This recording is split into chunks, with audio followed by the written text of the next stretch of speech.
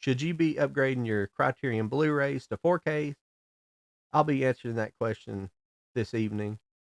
Also, I'll be showing you my 2025 Barnes& and Noble 50% off sale haul, and also the Clueless 4K release. All this tonight on Bewitched Lazy Boy. Stick around.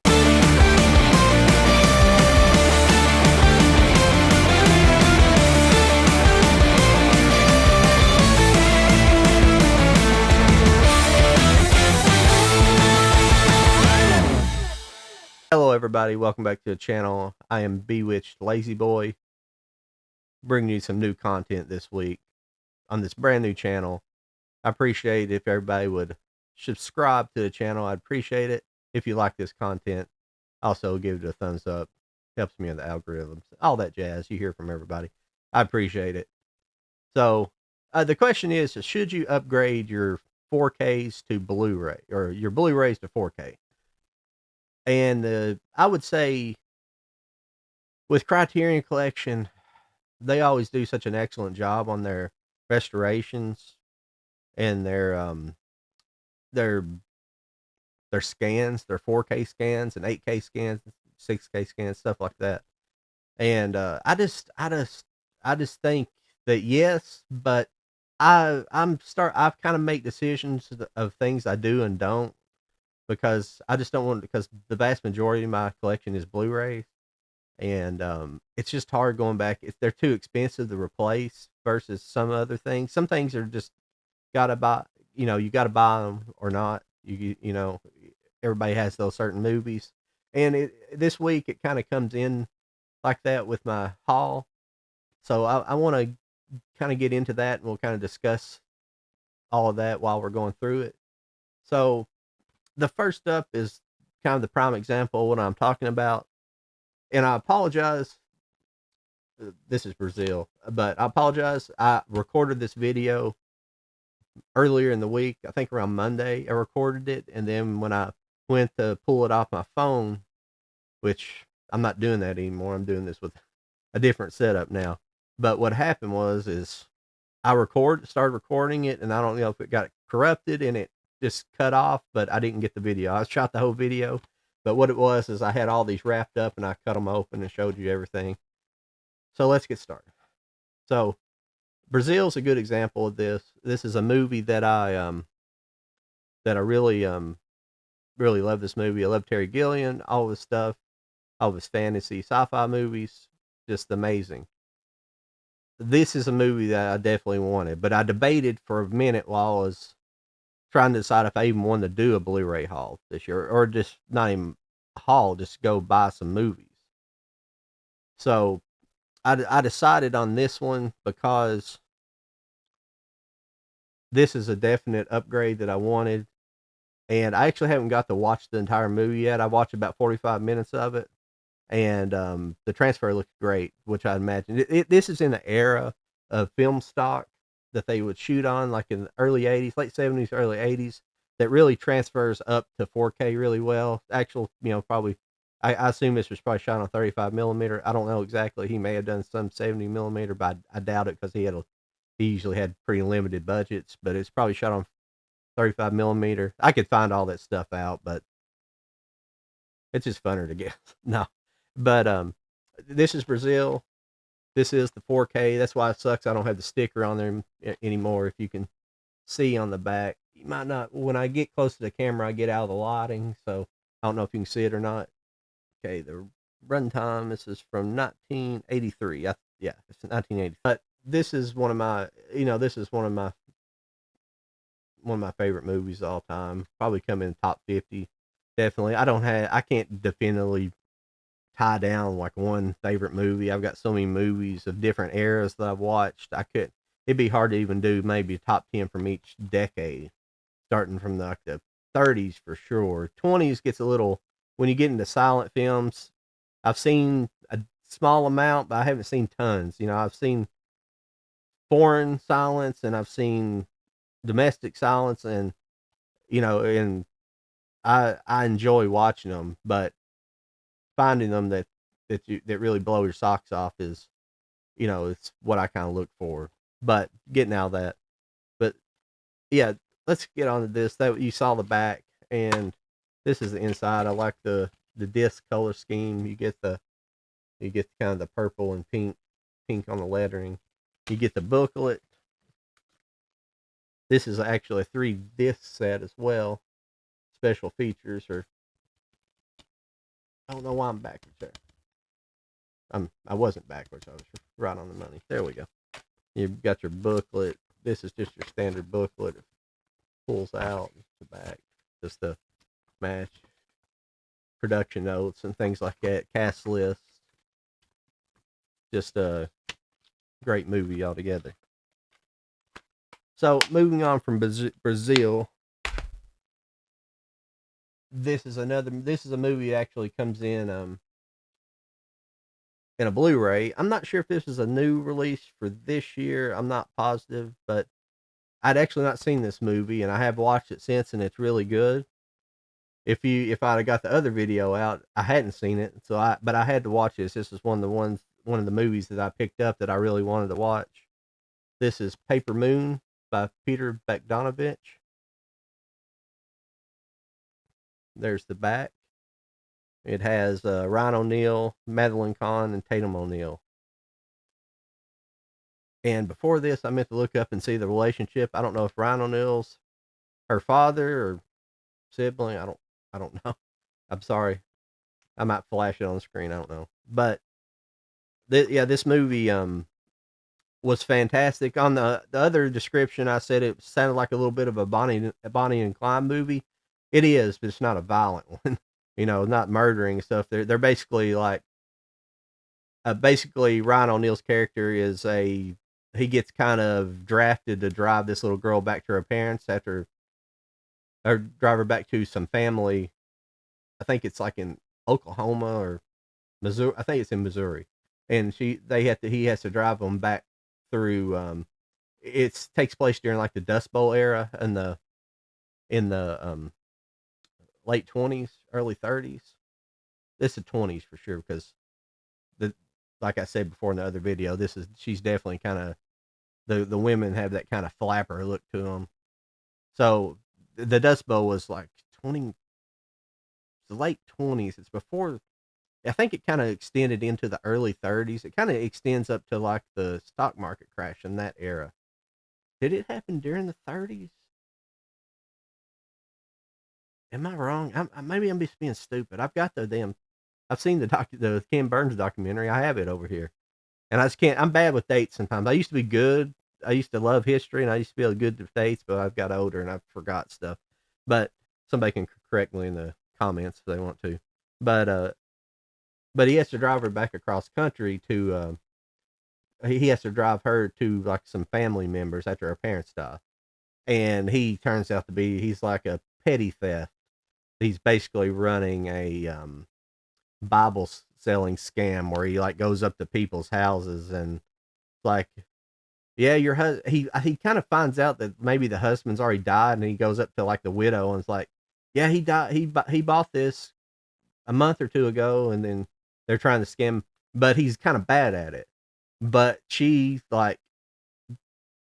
he's not able to like really read people very well, but she does, and she's like 11 or 12 in the movie, or maybe 10. No, is she like 8 years old in this movie? Yeah, something like that. So she's young, but she can read people, and she helps him out. She starts helping him out. It's like she sees like people who look rich and are well to do, and she's like, no, it's she wants him to charge more money to these people. So she kind of gets on the scam, and then Madeline Kahn comes into it and kind of screws up their dynamic a little bit. It's a fun movie. It's the type of movies I like, these kind of cross country adventures. It's a really good movie. I highly recommend it. That's Paper Moons by Peter Bogdanovich. It's probably, I don't know if it's one of Tatum O'Neal's first movies, but everybody definitely knows her from Bad News Bears. She's the girl pitcher in Bad News Bears. And I'm sorry, this is my first video doing this. I have my monitor over here, so sometimes I want to look at my monitor to see how I'm holding it up. So sometimes I start talking to the monitor. So I apologize. The next movie up is a movie I haven't seen yet. I've been kind of waiting to make this video to start like watching these movies. I don't know why, but for one, the packaging was on originally, but this is The Big Heat. This is a 4K transfer of this movie. This has Glenn Ford and Gilda Graham, Gloria Graham, excuse me, Gloria Graham. It's a Fritz Lang movie. Looks like a film noir. Highly into it. For some reason, these glasses, I'm not able to completely read everything. I bought new glasses that have higher, and I bought glasses that had readers in the bottom. They look like these, and they came in and they're just full. They're regular readers. But yeah, this movie looks really cool. Highly, it's like kind of a detective story. What year did this come out? This came out in 1953. Yeah, it's probably definitely a film noir. A lot of people just associate film noirs with the 40s, but film noirs are still made, but like the original run was there's basically a 20-year run from basically the early 40s to the late 50s of the kind of the core of that genre, but or the peak of that genre. But this looks pretty fun. I'm not going to get into this movie. I haven't watched it. I don't want to comment too much on it. I didn't comment much on Brazil because anybody watching this has probably seen Brazil. So, and if you haven't, I highly recommend it. But now this is another movie I'm highly looking forward to. This is a Blu-ray transfer. This is called Wages of Fear. This is a French movie, and it just sounds really interesting. It takes place in South America. Yeah, South America. It takes place in like a South American kind of area where they do a lot of it's kind of like oil country, and I don't know what country. It doesn't say what country it's in. It just says South America. But there's oil all over the place. Venezuela, places like that, a lot of oil. It might be like Venezuela. I don't know. But basically, these guys get tasked to drive a load of like nitroglycerin or like dynamite, but this is probably during the era where it's like kind of it probably not. There's a truck, but they get tasked to drive this dynamite through this very volatile area. So it's probably going to be kind of this white knuckle, intense kind of thriller kind of movie. Here was the back cover. I didn't show you guys the inside of those last two. I'm not worried about it because you guys know. Oh, I shaved my beard too, so I haven't been itching as bad. So it might have been the mustache. Probably was the mustache. But I'll go back and flip those other open real quick. There's just a single disc. I don't know why my hand's backwards for like that. There's a full jacket opened up for you. This is one of the nice booklet.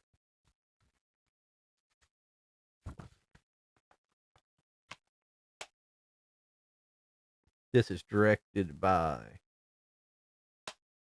was it on the front? Yeah. Henry Georges Clouzot.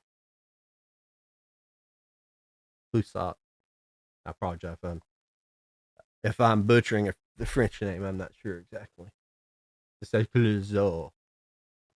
But here was The Big Heat 2-disc set 4K Blu-ray. It's got one of these fold open booklets.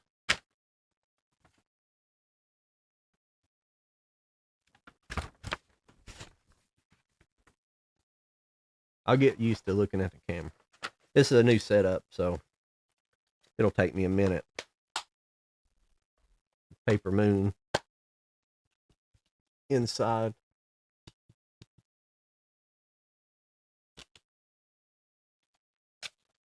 Another fold out. It's kind of a poster, I think.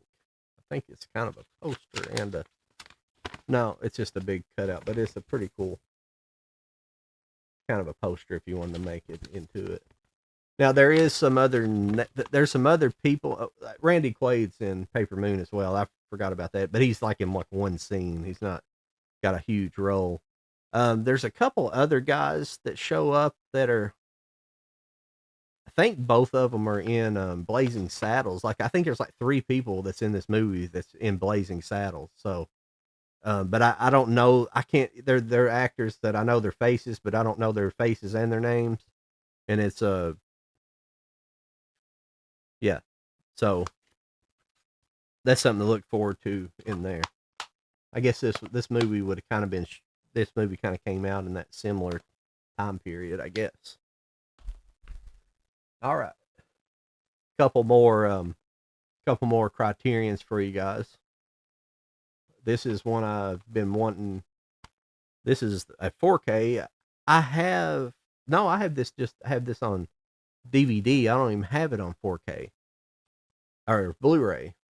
This is Winchester 73. This is Anthony Mann with James Stewart. There's your back cover there. Anthony Mann's one of the directors that I find that's highly up there in my. It's one of my favorite directors. What I'm going to say. Winchester 73. It's James Stewart is at the beginning of the movie. He's in a shooting contest. He wins a shooting contest and wins this Winchester 73, a Winchester repeating rifle, which is in the years 1873. So he wins the rifle. I'm pretty sure that's how that works in the movie. It's been a while since I've watched it, but and he and then basically the rifle gets stolen from him, and so he goes out to find it, and adventure ensues. Excuse me. Did I say ensues? So it's a really great movie. Anthony Mann directed some really great westerns. The one I'm thinking of that I'd like to have on 4K, and I don't know why it's not on Criterion. It must be a rights issue, but it's called The Man from Laramie. It's a great western.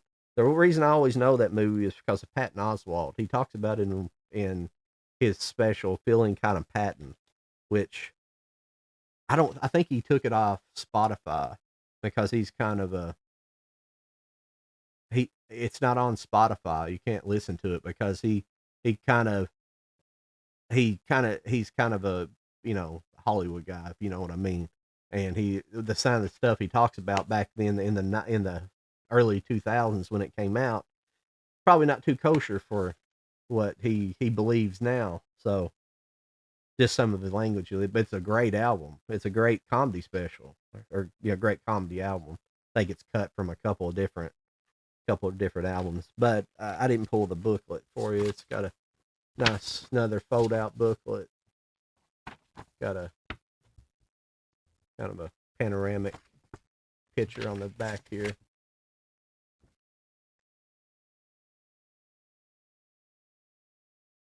Pretty cool.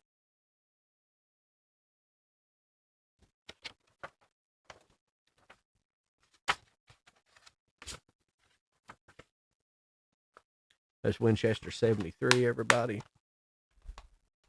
Just trying to blaze through here. Now this one, I will have to grab my knife down here because this one I just got it today. Now it's this is actually part of I guess technically Amazon's whatever.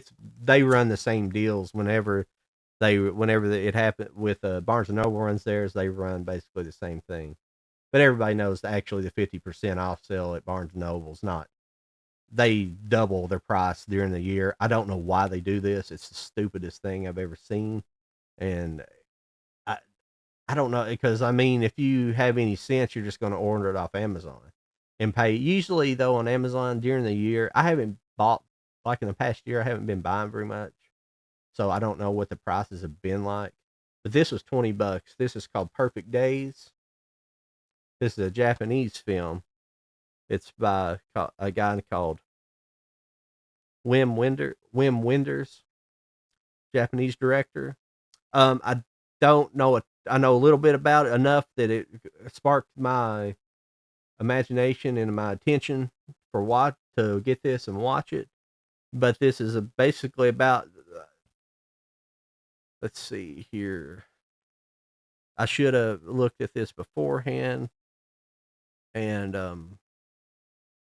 but it's basically about a kind of an everyday guy who's content in just working. Just he's like a handyman basically at this park, and he just goes around and fixes plumbing and stuff. He's just like a handyman at a park in Japan, and he's just content with his job. And it's kind of one of these jobs that's like people should be just content with their lives and not you know worry about being rich and famous. Strive, it's kind of one of those kind of stories. It just sounded very compelling, and and most Japanese movies that I watch that I do some research in and find you know find kind of the creme de la creme of the movies. I just find them just incredibly well done. So yeah, we'll pop this open and look at it.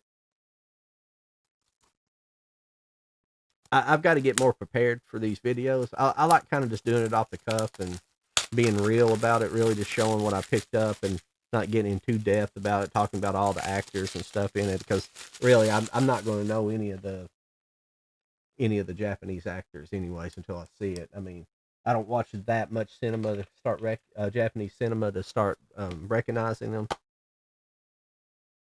But there's the inside of the disc. Finally got that right for the first time. Hit it with my left hand.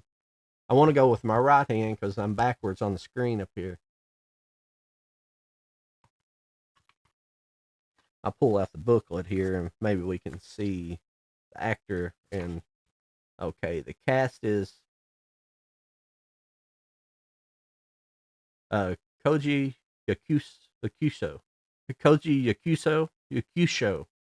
Koji Yakusho. Sorry, I've been trying to learn a little Japanese just for the hell of it, and uh, this person's name is Tokyo, but it's Tokio. Tokyo. It's actually Tokyo. Like people want to call Tokyo. It's really Tokyo. It's really Tokyo, not Tokyo. It's Tokyo, Japan. Tokyo Emoto, Arisa Takano, Aoi Yamada, Ao Oi Yamada. I won't go through the whole thing here, but directed by Wim Wenders, written by Wim Wenders. Yeah, this looks like a fun movie, and then a fold out booklet.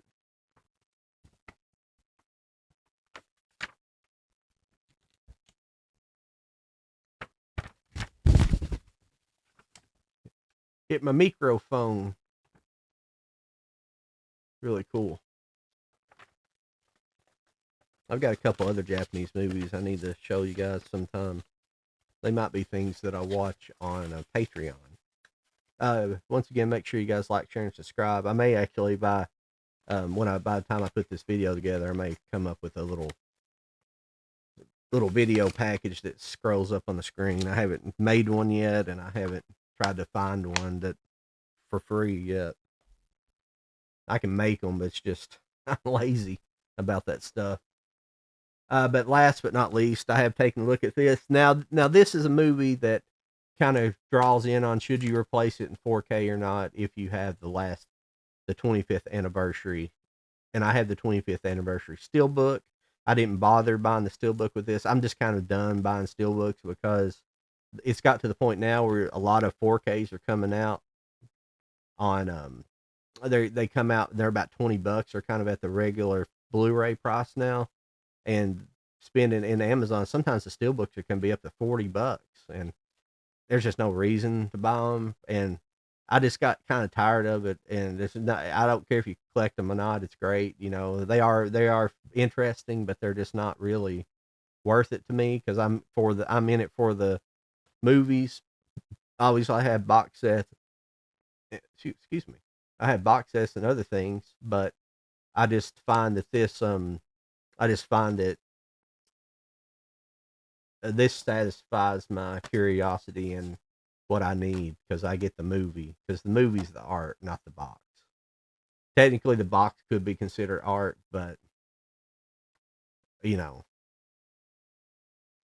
there's the back of it. But what I was getting at with this is it looks good. It sounds pretty good. It sounds good, but I thought it was mixed a little low. It's kind of weird. I had to kind of crank it up on my headphones. It's really strange for a 4K. The master was mixed low. I don't know why. And it just didn't look like it was much different from the previous Blu-ray release. What I was going to look at here is to see if it had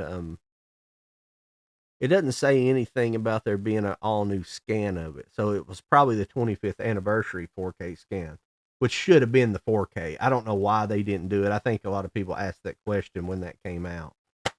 But this is the inside. You just get the plain dull black 4K and the old blue Blu-ray from it's Paramount, so that's their kind of way of doing it. Which all 4Ks are just about like that, except for the Criterion. They actually go out on a whim, and some of the other companies do too. But Kinos are just going to be black too, which I'm fine with. It'd be simple, cheaper, so I mean that keeps the cost down. But you're already paying a little extra for the Criterion, so why not? But yeah, let's see. Yeah, the special features here.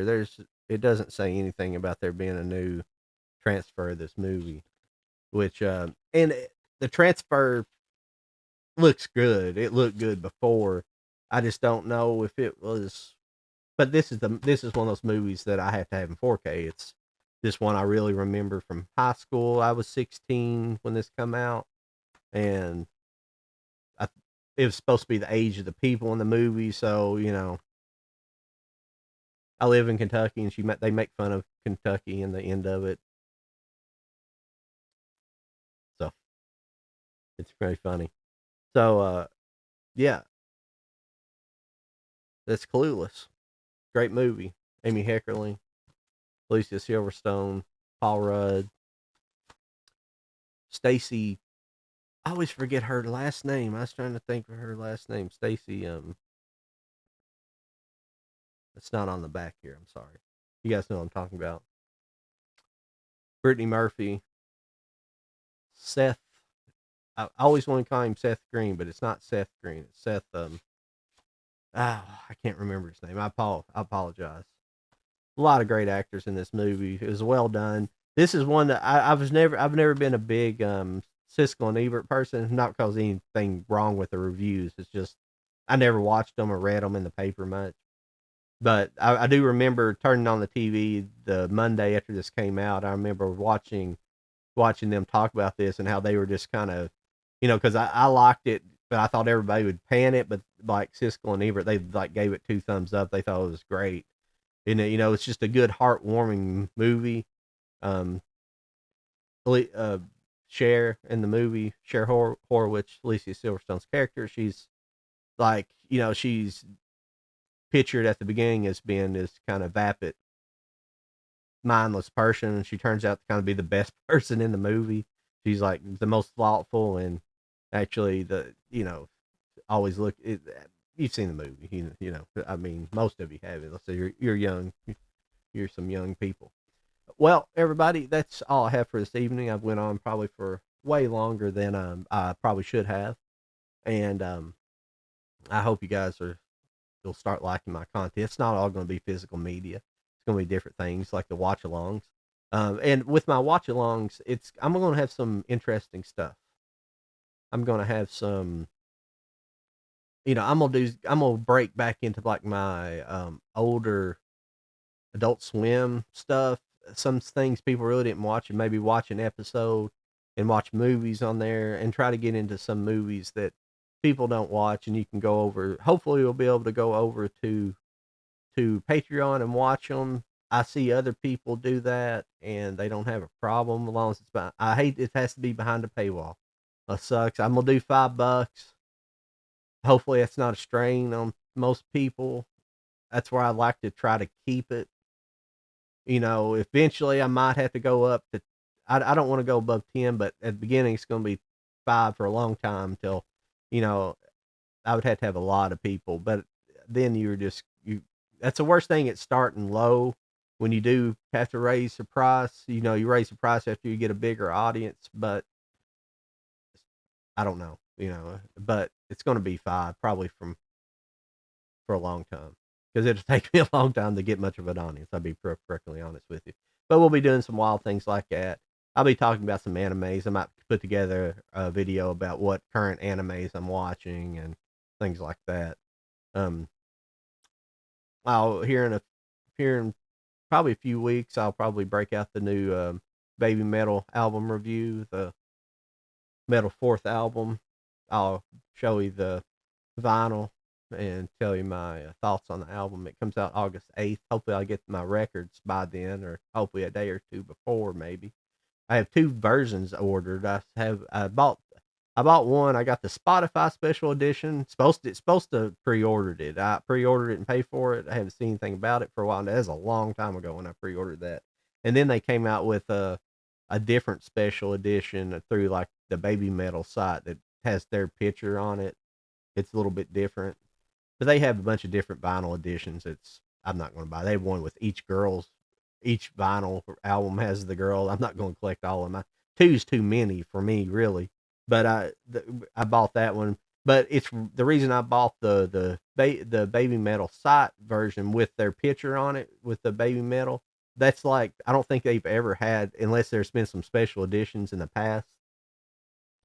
I've never seen an album cover with their picture on it. Usually, the album cover just has Baby Metal in front and is like nothing. Like they don't, even if it's a, I don't, I think even if it's a gatefold, yeah, there's at least one album. A couple of their albums are gatefolds that I have, and there's nothing on the inside. It's just a picture. It's like they don't have them on it. It's really strange, and I don't know if that's just a Japanese thing or what. But I've been going on too long. Thank you. Bewitched Lazy Boy.